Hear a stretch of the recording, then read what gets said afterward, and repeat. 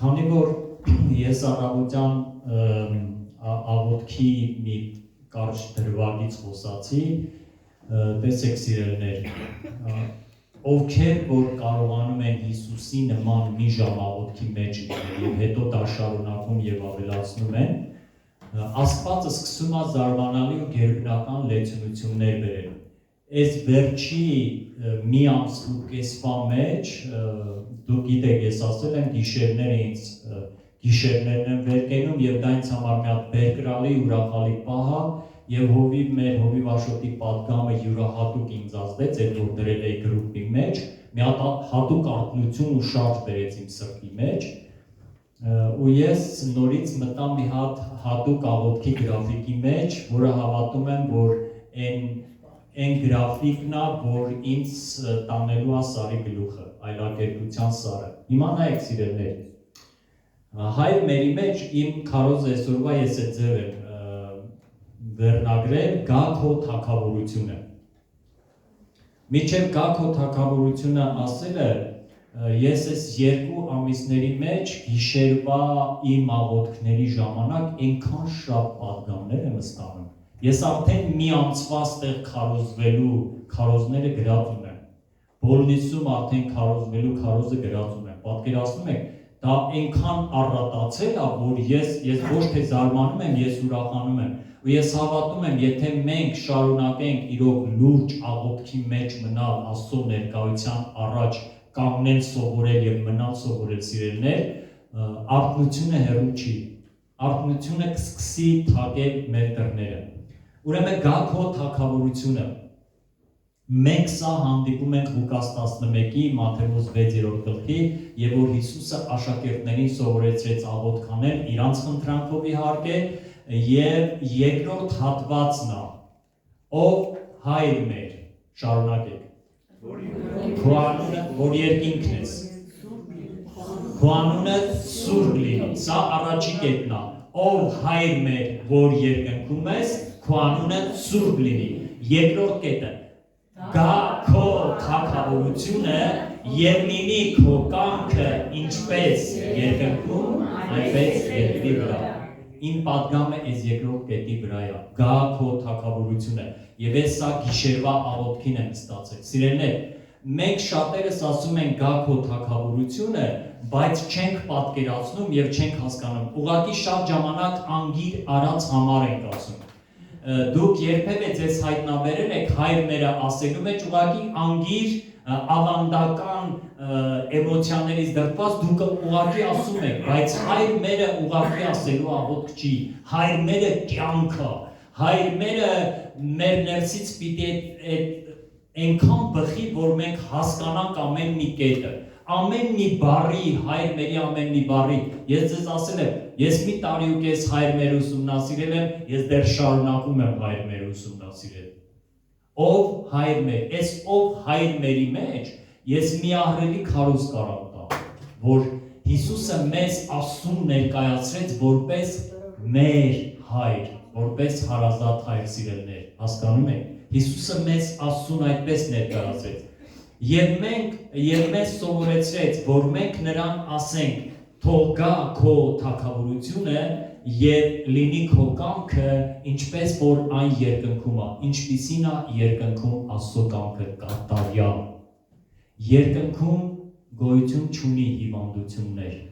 երկնքում գոյություն չունի պառակտում, երկնքում գոյություն չունի անեծ, երկնքում փառք, ուրախություն եւ ցնծություն է Աստծո հավիտենական ներկայության մեջ։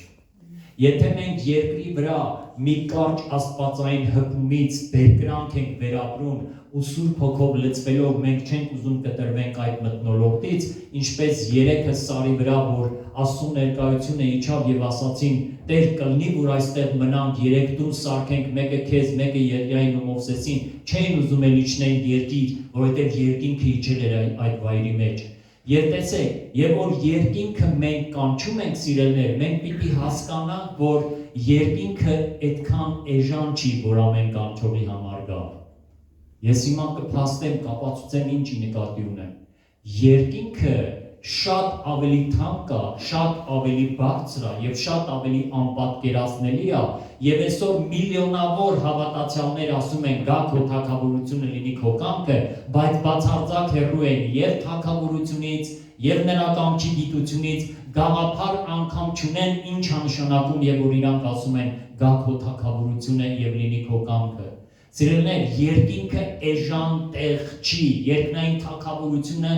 լուրջ, շատ լուրջ, մեր մտքերից վեր ու բարձր մի կեցություն է, մի վայր է, որտեղ որ կատարելապես տիրում է Աստծո սրբությունը, Աստծո կամքը, բերկրանքը, ուրախությունը, որտեղ հրեշտակները, սերոբեները գիշեր ու զոր մեծարում են Աստծուն, որովհետև իր զորությունն ու փառքը այնքան մեծ է, որ իրեն մոտ եղող հրեշտակները այդ փառքին չեն դիմանում, ամեն մի վայրկյան փառաբանելուց հետո իրանց երեսները փակում են, չեն դիմանում Աստծո փառքին։ Ես ձեզ պատմել եմ, մի գիշերվա աղոթքին այնքան ուժեղ Աստծո ներկայություն լցվեց այդ տուն, ես մոռացա, որ ինչ ունեմ երկրի վրա, ամեն ինչ մոռացա ու այդ պահին գիտեք ինչ էի ասում է Տեր, ես հենց հիմա ուզում եմ գամ քո մոտ։ Ֆիզիկապես մեր մտածելակերպը սա է նշանակում։ Ես մեռնեմ, իմ հոգին գա քո մոտ, բայց ես դա նկատի չունեի, ես հենց ֆիզիկապես ուզում էի գնամ մտնեմ Աստծո ներկայության մեջ։ Ու ես պատրաստ էի գնալ, ու այնքան ուժեղ էր, որ հանկարծ եւ որ հիմա ես հիշում եմ, ես այդ համն ու հոտը լադեր իմ սրտի մեջ է, դա չի հեռացել ինձանից, բայց այդ շոշափելի ներկայությունը սիրելիներ, այնքան թանկ է, որ շատ մարդիկ դա չեն էլ վայելում, չեն էլ զգում, թեկուզ եւ կարող է աղոթեն, որովհետեւ այո, շատ աղոթելը կարևոր է, բայց եթե մարդը շատ աղոթում է, բայց չի հնազանդվում Աստծուն, այդ աղոթքի մեջ Աստված չի գա։ Որովհետեւ Հիսուսն ասավ, ամեն ոգ չէ որ Տեր ասում պիտի մտնի երկնքի թագավորություն, այլ նրանք, որ իմ հորս կամքն են կատարում։ Եթե ես ուզում եմ, որ երկինքը գա իմ առօրյայի մեջ լցվի, Աստծո ներկայությունը լցվի եւ ես իրոք լցվեմ Սուրբ Հոգով, ես ամբողջ սրտով պիտի համաձայնվեմ Աստծո կամքը կատարելու։ Իսկ որտեղ է գրված Աստծո կամքը Սուրբ գրքի մեջ, իսկ եթե ես չեմ կարդում Սուրբ Գիրքը, ես ո՞նց կարամ իմանամ Աստծո կամքը։ Հասկանում եք։ Սա մեզ սովորեցնում է, որ սիրելիներ տեսեք, որպեսզի երկինքը գա եւ այդ երկինքը խիստ թանկ է, մեր պատկերացումներից ու մեր աղոթքներից ավելի վեր է, որպեսզի երկինքը գա, ես ու դու պիտի կարողանանք այդ երկնքի գալու համար գին վճարենք եւ հիմք ստեղծենք։ Եվ հիմքերի մասին եմ ես խոսելու։ Եթե դու այսօր լսող ականջ ունենաս եւ կարողանաս լսես իմ պատգամի բուն միտքն ու էությունը, հաստատ դու այդ հիմքը այսօր կսկսես գցել։ Այսօր դու որոշում կկայացնես հաստատ, բայց եթե լսող ականջ չունեցար, քո կյանքում ոչինչ չի փոխվելու։ Տերը ամեն քարոզելուց հետո ասում է, ով որ լսելու ականջ ունի, ինչ անի, ով որ լսի։ Իր ամեն քարոզից հետո Հիսուսն ասում է, ով որ լսելու ականջ ունի, թող լսի։ Քո մեջ ուղղակի թող աղաղակ բարձրանա, Տեր ինձ լսելու ականջ տուր։ Ես ուզում եմ լսեմ, թե դու ինձ ինչ ես ասում։ Աստված խոսող Աստված է, Աստված քարեպատ չի, ժամ չի, խաչ չի, որ գնանք երկրպագենք, պաճպճորենք, ընկնենք առաջը, մոմեր վառենք, ուզում եմ միլիոն մոմ վառենք, չի գալու երկինքը։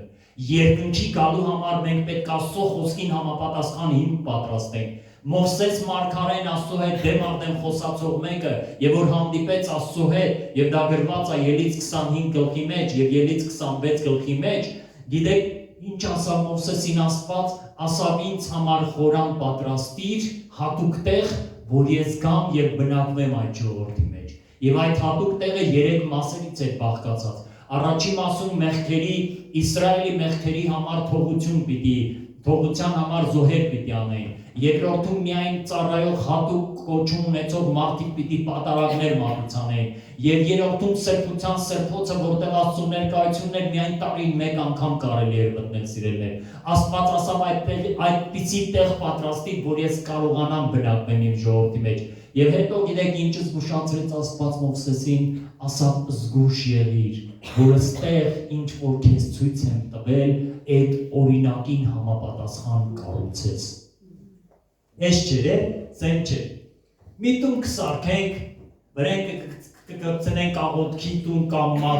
մատուր կամ եկեղեցի եւ այդտեղը մարդիկ կգան մոմ կվառեն, խաչ կպաչեն, մատաղ կանեն ու կգնան եւ կմտածեն, որ երկինքի իջա։ Ոչ սիրելիներ, ես մի քանի տարի առաջ մի ընտանիք էին ինձ կանչել ու ես երբ որ մտա այդ տունը, այդ կնոջ մեջ այնքան մահ կար, այնքան սև խավար կար։ Ես այդ կնոջն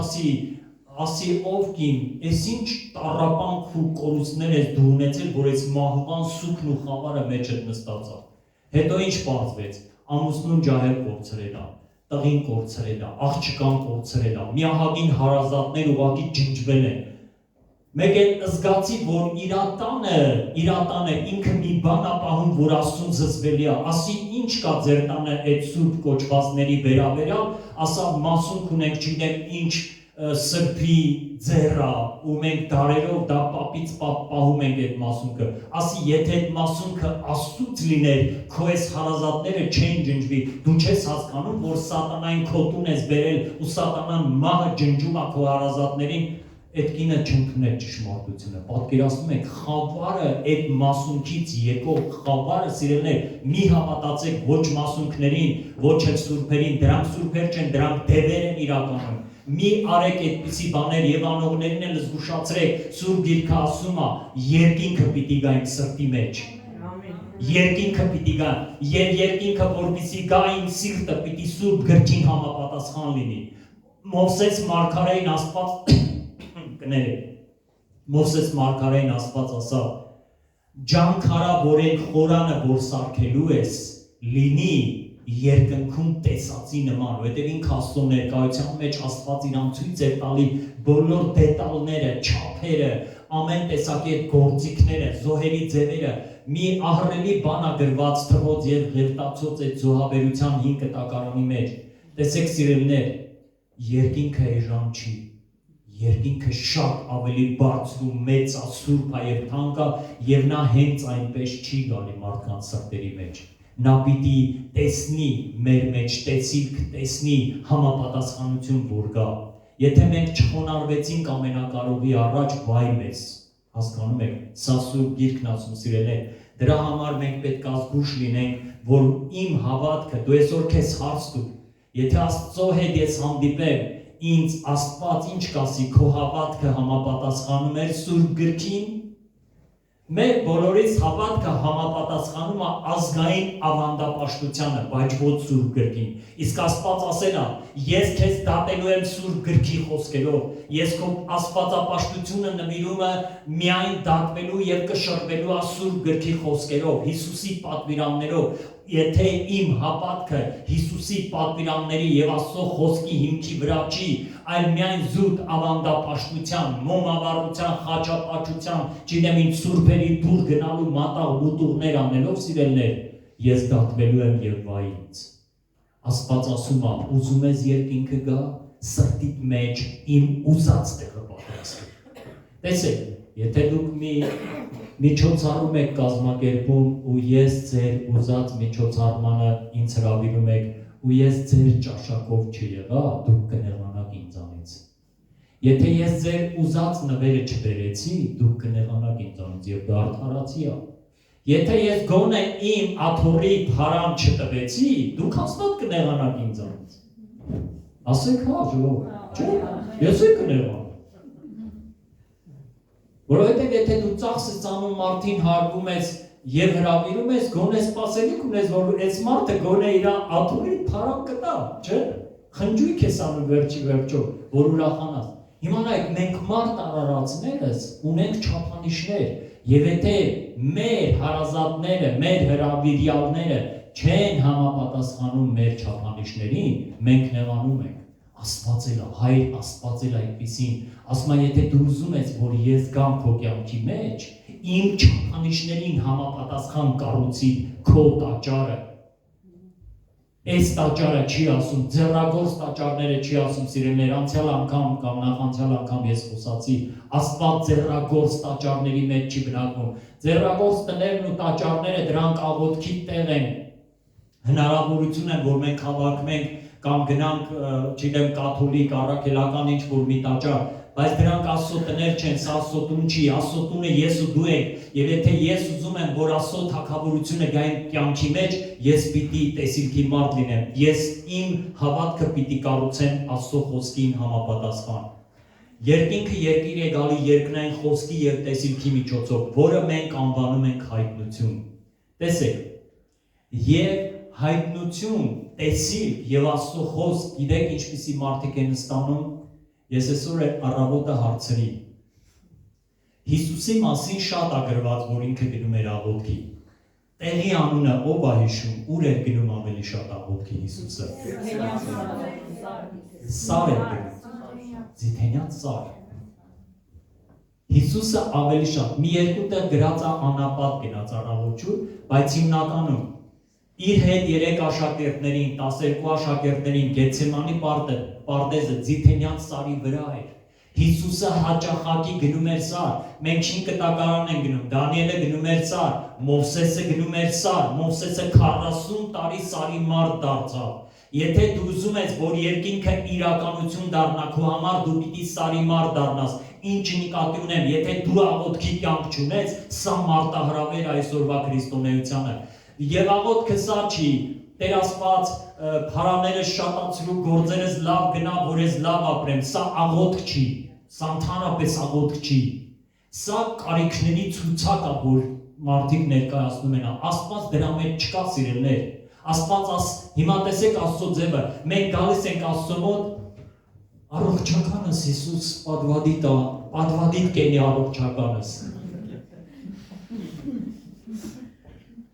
Բանկը Տեր, տոկոսը շատ է, խնդրում եմ մի դուր բացից, այս տոկոսներից պրծնեն, այս հարազատից ու են քերուց են, հոպարից ենք սպասում, չէ՞։ Մենք այս ձևի հիմնականում, ես շատ քրիստոնյա, այս ձևի աղոթք են անում, ու մտածում են, որ իրանք աղոթեցին, սիրելիս դա աղոթք չի, այդտեղ երկինքը չի կա, այո, կարա Աստված պատասխանի, բան չունեմ ասելու, մի երկու անգամ եղել է տարվա մեջ, պատահական ձեռս գցել եմ հոգսի թուղթանեմ, ասեմ տենամ հոգս գցող եկեղեցում մակարդակով մարդիկ կան, թե չկան։ Մի երկու բան եմ կարդացել, ծիծաղս եկել է, պատկերացրել եմ մոտավորապես ով կլինի գրած, հիմա բնական է ես հովիվ եմ, ես դրա իրավունքն ունեմ, որպեսզի տեսնեմ եկեղեցու մակարդակը, բայց եղել է բան, որ հանել եմ ու հավեսս եկել է, մարդը գրել է, Տեր, ես այս կարիքը վստահում եմ քեզ ու ես շնորհակալ եմ, որ ես ունեմ պատասխանը։ Այս մակարդակի համար ուրախացել եմ։ Մենք ամեն շաբաթ աղոթում ենք սիրելիներ, եւ ամեն շաբաթ դուք ուշադիր եղեք, ստեղից խոսք անհնչում։ Ստեղից խոսք անհնչում։ Եթե ես Հիսուս ասա, ոչ թե դու առաջինը բեր քո կարիքները, որ ես գամ քո կյանքի մեջ, Մատթեոս 6:33, ես ձեր տեղը եմ ես համար անգիր կանեմ։ Եթե դուք ամեն բանից առաջ փնտրեք Աստծո թագավորությունը եւ նրա արդարությունը, այն ժամանակ մնացած բաները կտրվեն ձեզ։ Այս խոսքով Հիսուսը ուզում ասի, եթե դու ուզում ես, որ ես գամ քո կյանքի մեջ եւ դու վայելես իմ ներկայությունը, իմ մտերմությունը, իմ ուրախությունը, իմ օրհնությունը, առաջին տեղում դիր ինձ։ Եվ ստեղ հարց է, եթե ես հարցնեմ ձեզ ասեմ Աստված ձեր կյանքում առաջին տեղ ասա, առաջին տեղ հաստատ, բայց հավատացնում եմ ձեզ շատ քչերի կյանքում առաջին տեղ Հիսուսը, նույնիսկ եկեղեցու անդամների մեջ, նույնիսկ ծառայողների մեջ սիրելիներ։ Հիմա ես կբացատրեմ ինչի նկատի ունեմ։ Առաջին տեղ, եթե Հիսուսը առաջին տեղ է, գոնե ամենապակասը իմ աղոթքը պետք է մի ժամ լինի, օրվա ընթացքում։ Հիմա հարց տուր ինքդ քեզ, մի ժամ աղոթքի կյանք ունես, եթե չունես Հիսուս առաջի տեղ չի, որովհետև ում որ սիրում ես նրան շատ ես ուզում մոտենաս, նրա հետ շատ ես ուզում ժամանակ անցկացնես, եւ այստեղ մենք հայտնաբերում ենք կեղծավորություն, այստեղ մենք տեսնում ենք, որ երկինքը չի կարա մի տեղ, որտեղ որ աղոթք չկա, եւ աղոթք Աստծո խոսքի համապատասխան, Մատթեոս 6:33-ի համապատասխան։ Ոչ թե ամեն օր բայլուս Հիսուսին կարիքները ես ասի ու հետո թողի գնացի, նա հայր է, նա կարոտում է քեզ, նա հայր է, նա քո սիրո կարիքն ունի, նա քո վերաբերմունքի կարիքն ունի, ինչպես մեր երկրավոր հայրերն ու մայրերը, որ մեզանից հեռու են եւ շաբաթը գոնե երկու անգամ կամ ամեն օր գոնե 10 րոպե չենք տալի զանգելու եւ մեր սերն ու կարոտը հայտնելու եւ այդ ծնողները կտրտում են եւ արդարացի կտրտում են սա նշանակում է որ դու ասում ես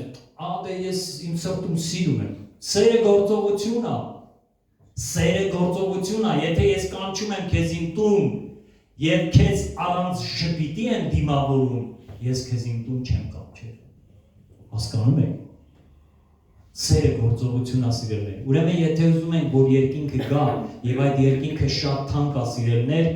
առաջի բանը ես պետք է համապատասխանացնեմ իմ առօրյան Աստծո խոսքին ես սիրում եմ ինձ սիրողներին եւ ովքեր որ ինձ կանուխ փնտրում են կգտնեն ինձ Առակաց 8:17 ուրեմն սար բարձրանալ է պետք աղոթքի կյանք ձեր եւ հիմա կարող է որոշների մոտ հարց առաջանալ ոնց հնարավոր է մի ժամ աղոթել միանգամից դա չի ստացվի օրվա մեջ 3 պահ ունեցեք 10-15 րոպե սուրբ գիրքը ձեր ձեռքերին եւ սկսեք աղոթել եւ Աստծուն խնդրել շնորհ տուր ինձ կարողություն տուր ինձ ես ուզում եմ լինեմ Աստծո մարդ ես ուզում եմ որ ես քայլեմ եւ դու ինձ հետ քայլես Տեր ես ես ձեր եմ աղոթում կոնկրետ ինձ համար 96-97 թվին Տեր ինձ աղոթքի հայտնության խոսքը տվեց որ կանուխ ես փնտրեմ իր երեսը եւ երեք որ հովի Վաշետը կարդաց հովի 8-րդ գլխի 5-6-7 համարները ես անգիտ գիտեմ 96 թվին եւ որ ասի Տեր ես արդեն 6 տարի ապաշխարում եմ բայց ես դեռ քեզ չեմ ճանաչում ես փափագում եմ քեզ էլ սրանից հետո էլ ինչ կա ինչ պիտի անեմ եւ Աստված խոսեց ինձ հետ եթե դու կանուխ իմ երեսը փնտրես եւ եթե ինձ մոտենաս իմ առաջ շնորհ կգտնես եւ եթե դու արդար շիտակ եւ մաքուր լինես եւ թեկուզ եւ քո սկիզբը փոքր լինի քո վերջը խիստ կմեծանա այսինքն տեսնում եք ինչ որ միտեղից պիտի սկսենք սիրելներ ստաբիլ որոշում կայացրեք ես իմ օրը առանց Աստծո խոսքի եւ առանց աղոթքի այլևս չեմ սկսելու որոշում կայացրեք սիրելներ Եվ եթե որոշում կկայացնեք Աստված կօրհնի եւ Աստված կհպվի ձեզ, դուք երկնքի համար հիմք կտնեք։ Տեսեք, մի տեղ էին ինձ հրավիրել ու գյուղ էր մի հատ մեծ ու այդ գյուղը սարի վրա էր, ես ահագին բարձրացա համարյա անտառի մեջ է, այնքան սիրուն էր այդտեղ ու ես սկսեցի աղոթել, որ Տեր դու ինչ խոսք ես տալի ինձ այս ժողովրդին քարոզելու համար եւ Աստված ինձ Հիսուսի սարերի պատգամը տվեց եւ դա նոր աղոթքի մակարդակի համար էր եւ վերջում Տերը խոսեց ինձ հետ գիտեք ինչ ասավ նրանք որ սար են բարձրանում մի օր էլ իրենց սարերին կհրամայեն եւ այդ սարերը կոչնչանան սարերը հիվանդության, սարերը անեծքների, սարերը խնդիրների, ընտանեկան, բարոյահոգեբանական այսօր աշխարհը տեսնում եք երրորդ համաշխարհայինի շեմին կանգնած ասիրելներ ինչքան լարված է աշխարհը ահավոր աշճանի լարված է մենք չգիտենք մի րոպե հետո ինչ կարող կատարվի եւ Աստված ասում է սարի մարդ դառ որ կայուն մարդ լինես սարի մարդ դառ բարձրացիր սարը լուրջ որոշում կայացրու Աստծո երեսը փնտրելու հարցում ուրեմն հիշի ուրեմն ես որ ասի երկինքը էժան չի որ ամեն տեղ կանչողին արձագանքի սիրելներ սա լուրջ բան է եւ նրանք որ միայն Աստծո կամքին հնազանդվում են գիտեն եւ հնազանդվում են այդ մարդիկ կստանան այդ երկինքը եւ կկատարվի հայր մերի երկրորդ կետը կգա նրա թագավորությունը եւ կլինի նրա կամքը կլինի նրա կամքը ֆիզիկականի մեջ, կլինի նրա կամքը մտքերի մեջ, կլինի նրա կամքը բարոյահոգեբանական բոլոր ոլորտների մեջ, հարաբերությունների մեջ, ֆինանսների մեջ, ամեն տեղ որ մենք գնանք, մենք նրա կամքի մեջ կգնանք սիրելներ։ Դա հնարավոր է, պատահական բան Տերը չի ասել։ Եթե մենք աղոթում ենք, մենք պիտի հետևողական լինենք։ Ես աղոթեցի, բայց ես այդ աղոթքի համար հիմք ունեմ, որ գա նրա թագավորությունը։ Եվ այսօր որոշում կայացրու, որ հիմք գցես։ Տեսեք, որպեսզի գա նրա թագավորությունը եւ լինի նրա կամքը մի կարևոր բաներ կա։ Եվ այստեղ սատանան շատ հավատացյալների հաղթում է, շատ ուժեղ հաղթում է, ամոթի ոգի։ Դուք ստեղից դուրս գաք ձեզ հարցնելու են, աղջի դու ես հավատացյալ։ Հավատքի կերտած։ Գժվել ես։ Հասելու է, Հաստատ ասելու է։ Չես բաքսեցուցել։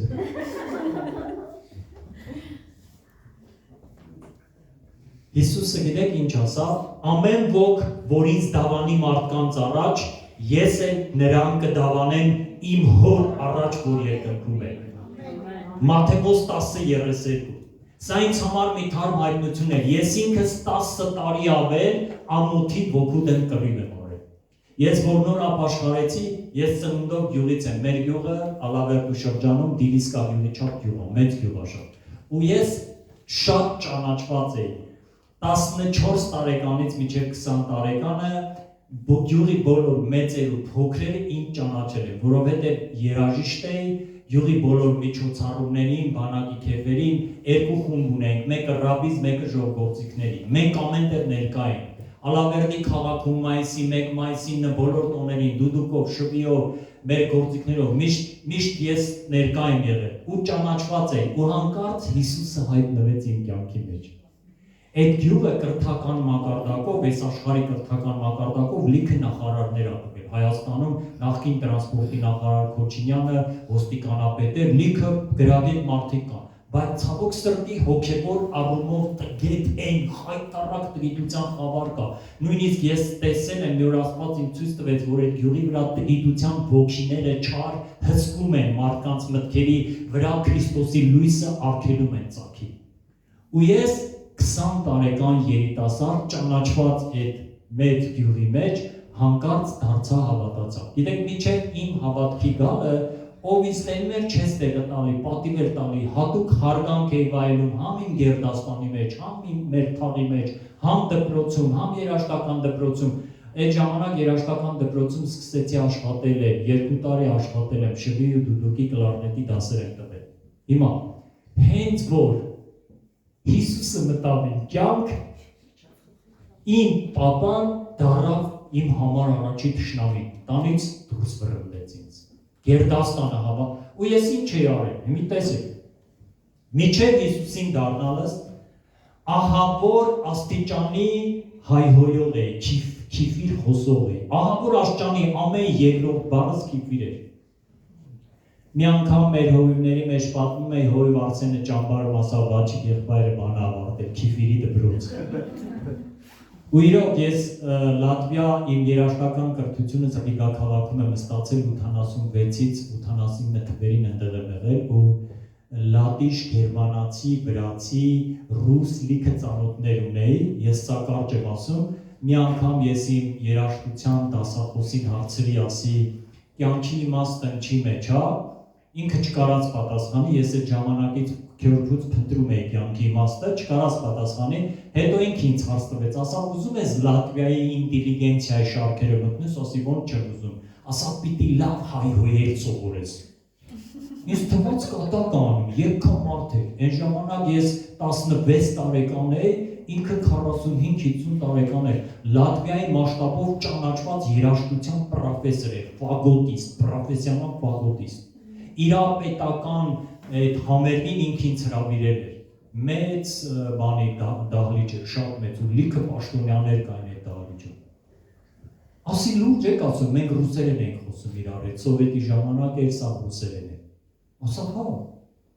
Ես իմ լատիշ ընկերներին, գերմանացի, վրացի, ռուս, ինչքան ազգային լավ հայհոյանքներ կա, գրում էի, մի հատ բլոկնոտ էի առել, ու գրում էի, ես լուրջ եմ ասում, Աստված այն վկա։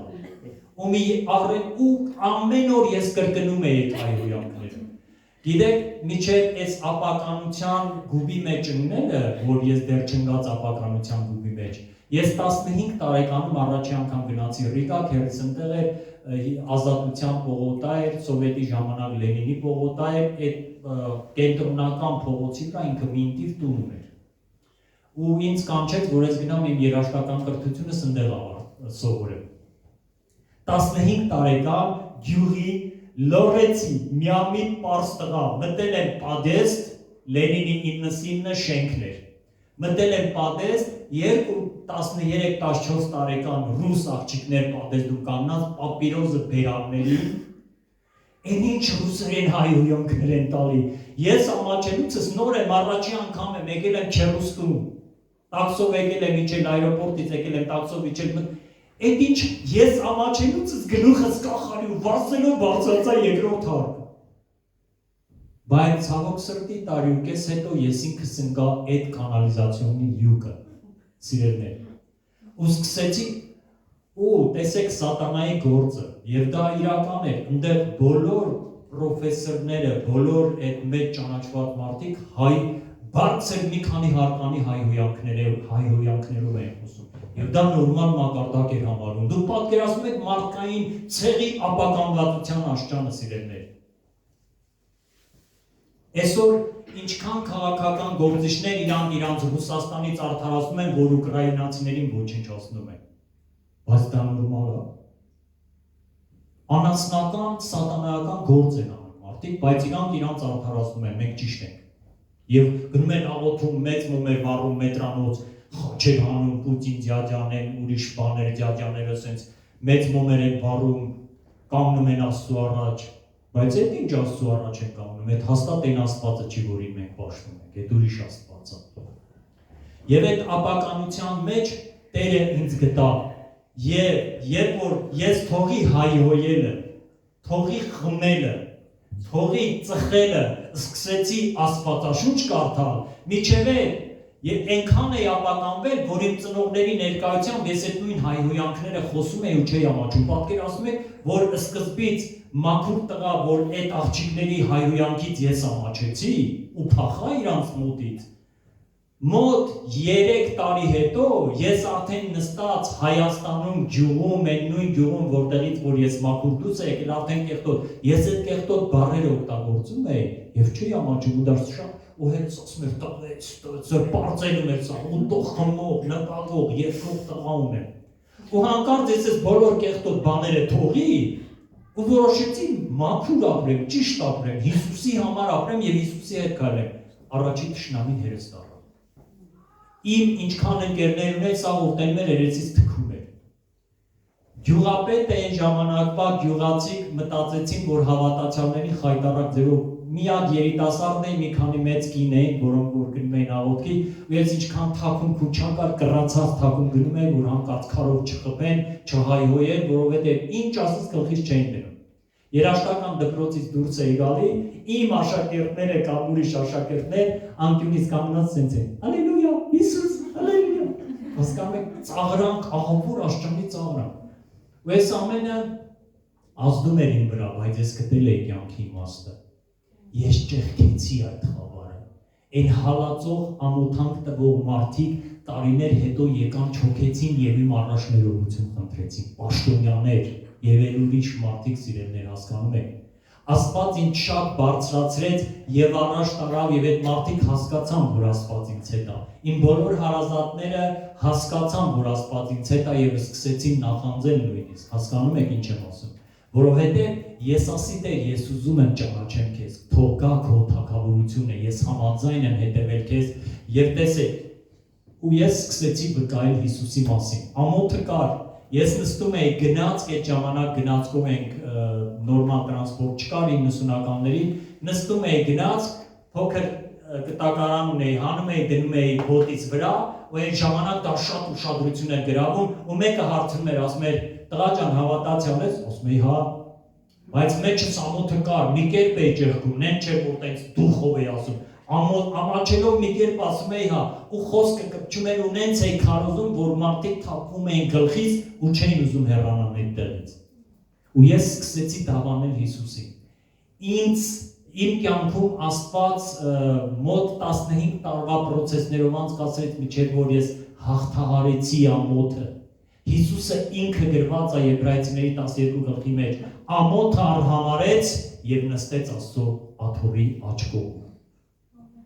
Եթե ես ու դու չկռվեցինք ամոթի դեմ, եւ եթե ես ու դու ամաչեցինք Հիսուսի անվան համար, սիրելիներ, դա գալու է, դա միշտ էլ գալու է մեր վրա։ Եթե ամաչեցինք Հիսուսի անվան համար եւ պահկվեցինք եւ չդավանեցինք Հիսուսի անունը համարձակորեն այս խավար աշխարհի,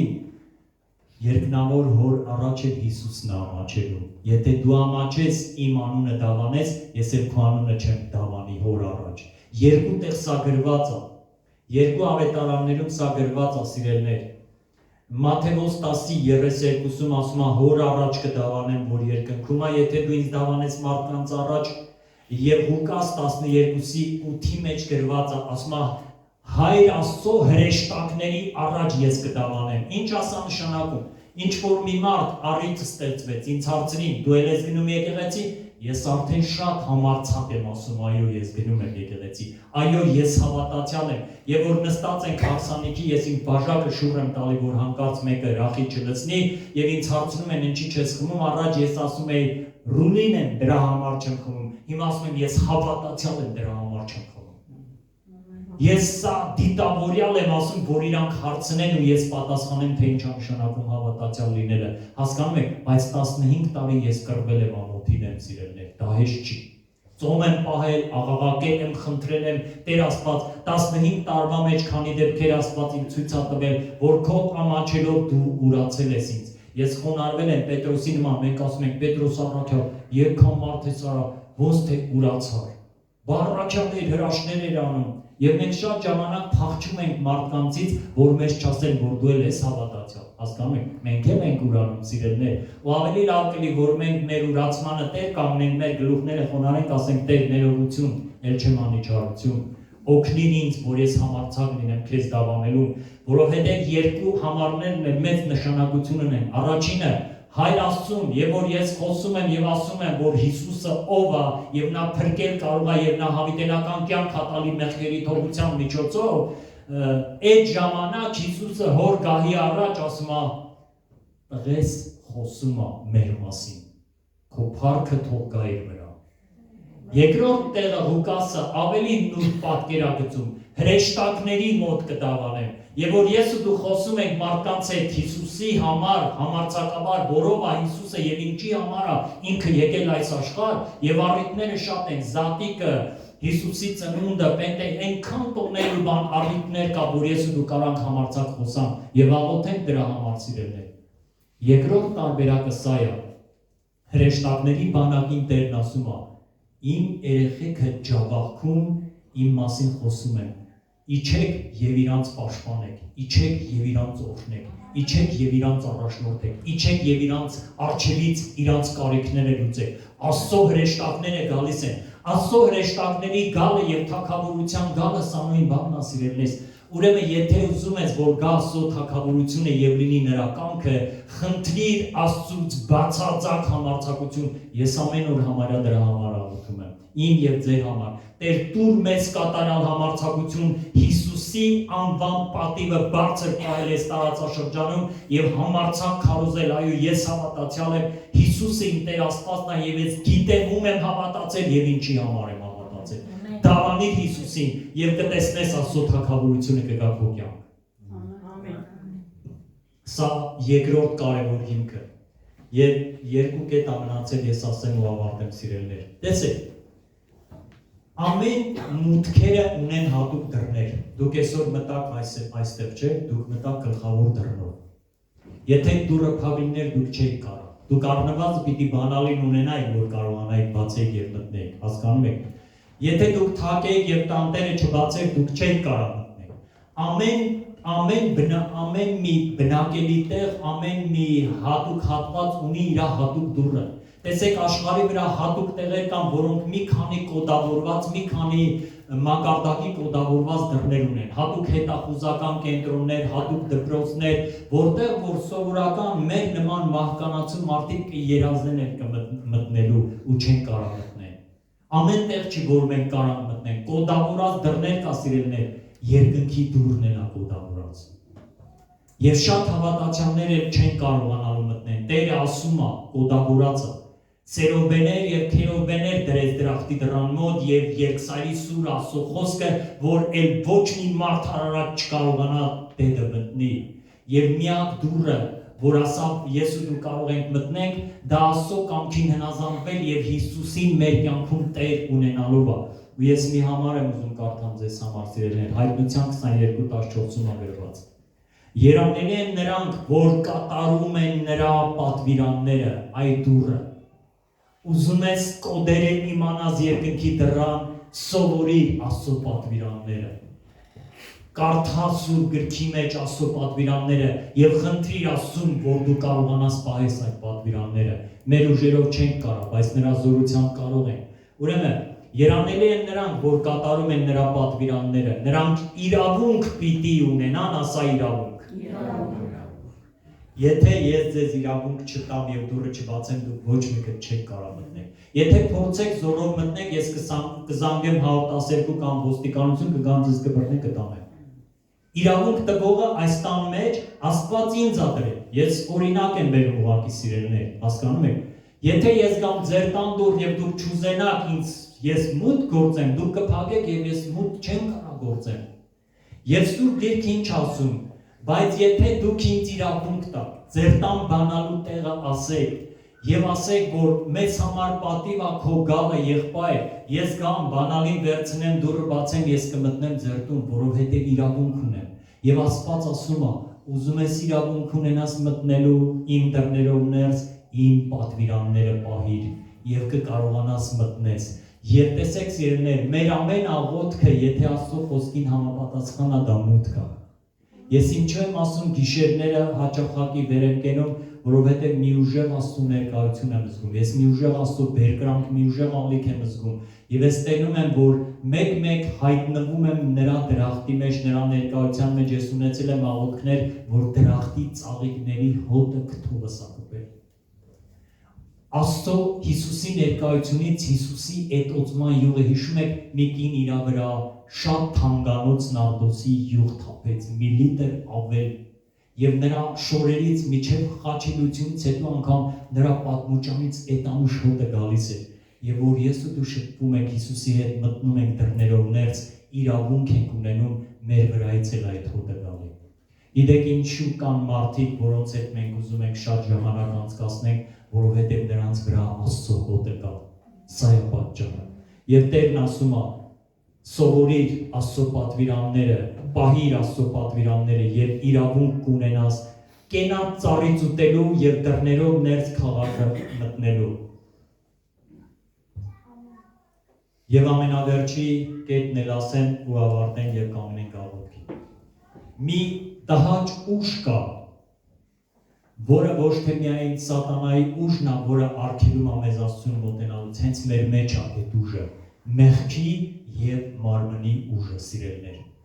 Հասկանում եք, դուք տեսեք, ոչ մեկը երեխաներին չի սովորեցնում խաղալիքի համար կռիվ անել։ Այդ բնական է, Ադամը իրանց մեջ է։ Փորձեցիր իր մի բանին կպար, կուտես ճակատին։ Սա փաստ է, որ ծնողները հո չեն ընդհակառակը ծնողը վատ ազգում, մորքուրի քրոջ տղեն եկելա, այս իր այս մանչը նենց զարկեց ճակտին, աչքը սևացավ։ Հասկանում եք, ու դա մենք չենք սովորեցնում, մենք ընդհակառակը դաստիարակում ենք, վայ, ման ջան, տղա ջան, չի կարելի, մի անի խաղալիքն ինչ է, որ խաղալիքի համար հոպարի տղու զարկում ես աչքը սևացնում։ Բայց դա կա, դա Ադամն է, այդ տհաճ ուժը մեր մեջ է, սիրելիներ, եւ դա մեր հետ մեծանում է։ Եվ երբ որ մենք վերցնի ծնվում ենք, մեզ պետք է այն հին Ադամի խեղտամահ անել։ Եվ գիտեք դա ոնց է տեղի ունենում։ Եսայի 5:8 գլուխ ծոմապահություն։ Բացի ամենօրյա աղոթքը եւ խոսքը կարդալը, մենք պիտի սովորենք ժամանակ ծոմ պահել, այս մարմինը ընկճել, այս մարմնի ձգտումները, ցանկությունները կոտրել եւ ծոմի ժամանակ Աստծո երեսը փնտրել, որպեսզի կարողանանք հաղթահարենք մեր եսը։ Ամենամեծ թշնամին մեր եսն է, որ մեր դեմ է եւ Աստծո դեմ է։ Եվ չարը ու սատանան այդ եսն է օգտագործում, այդ եսի հպարտությունը, ամոթը, վեհանձությունը, գոռոզությունը, օ հանկարծ մեկը չկպչի քո կեպին, հանկարծ մեկը չասի քո աչքի վերևը ունկ կա, հասկանում եք այդ եսն է, ադամական եսը, եւ դա կոտրել է պետք սիրելիներ, իսկ դա կոտրվում է ծոմապահության միջոցով։ Տերը օրհնի ձեզ, գա քո թագավորությունը եւ լինի քո կամքը Տեր, կանգնենք աղոթքի։